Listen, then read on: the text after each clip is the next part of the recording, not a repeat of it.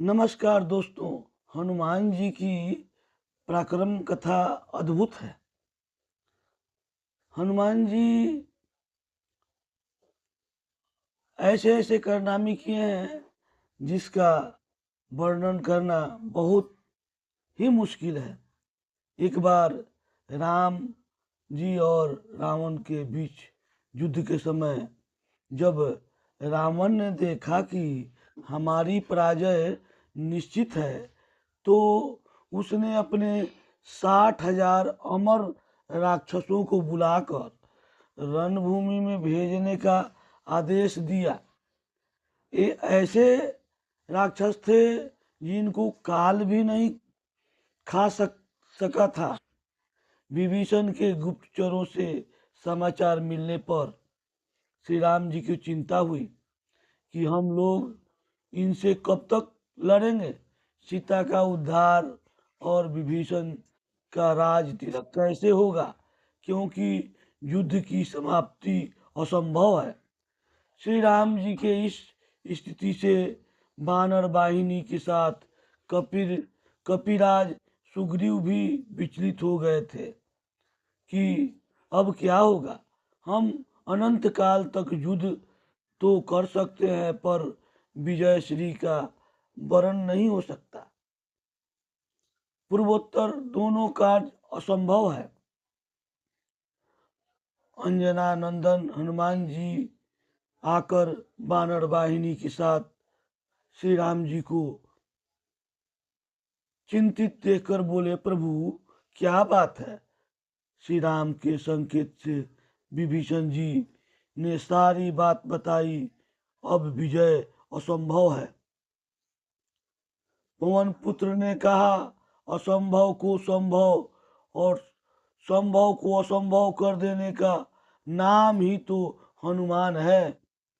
प्रभु आप केवल मुझे आज्ञा दीजिए, मैं अकेले ही जाकर रावण की अमर सेना को नष्ट कर दूंगा।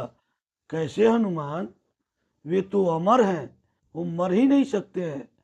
प्रभु इसकी चिंता आप न करें, सेवक पर विश्वास करें। उधर रावण ने चलते समय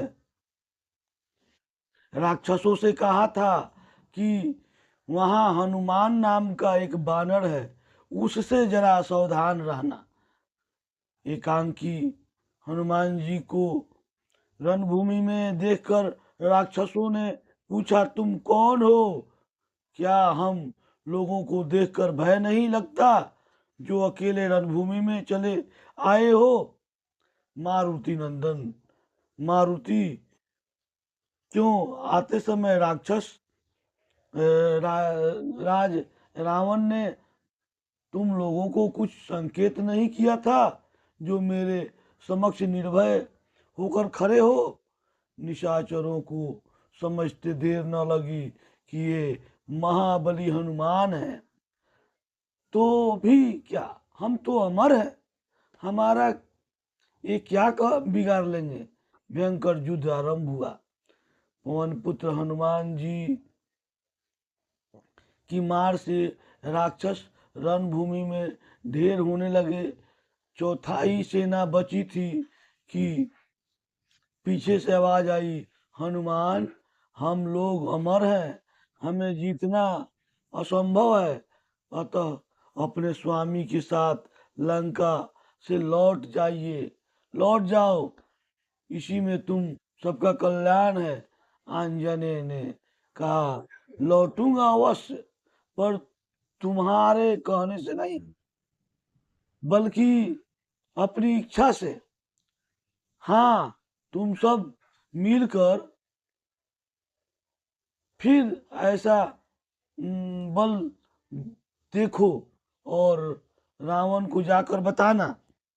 राक्षसों ने जैसे ही एक साथ मिलकर हनुमान जी पर आक्रमण करना चाहा, वैसे ही पवन पुत्र हनुमान ने उन सब को अपनी पूंछ में लपेटकर ऊपर आकाश में फेंक दिया।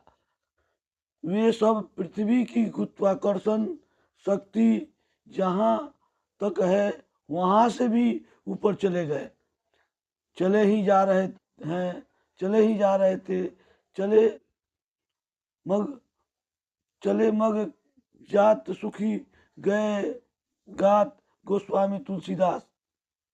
उनका शरीर सूख गया, अमर होने के कारण मर नहीं सकते, अतः रावण को गाली देते हुए और कष्ट के कारण अपनी अमरता को कोसते हुए अभी भी जी रहे हैं।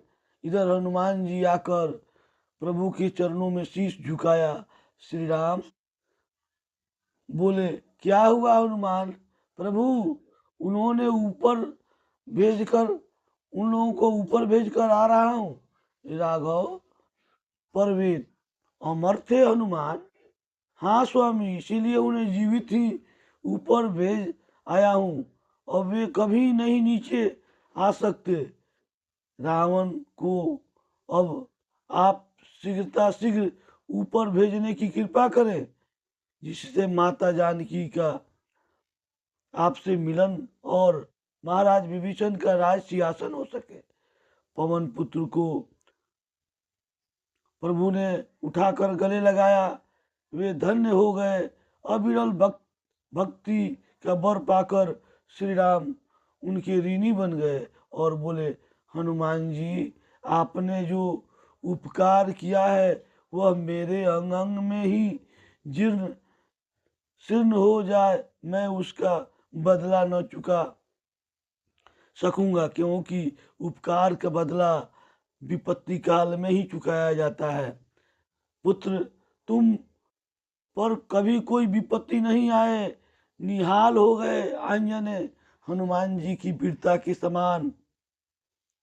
साक्षात काल देवराज इंद्र, महाराज कुबेर तथा भगवान विष्णु की भी वीरता नहीं सुनी गई होगी। ऐसी कथा श्री राम का है। न कालस्य न शक्रस्य न विष्णु बीतस्य च कर्माणि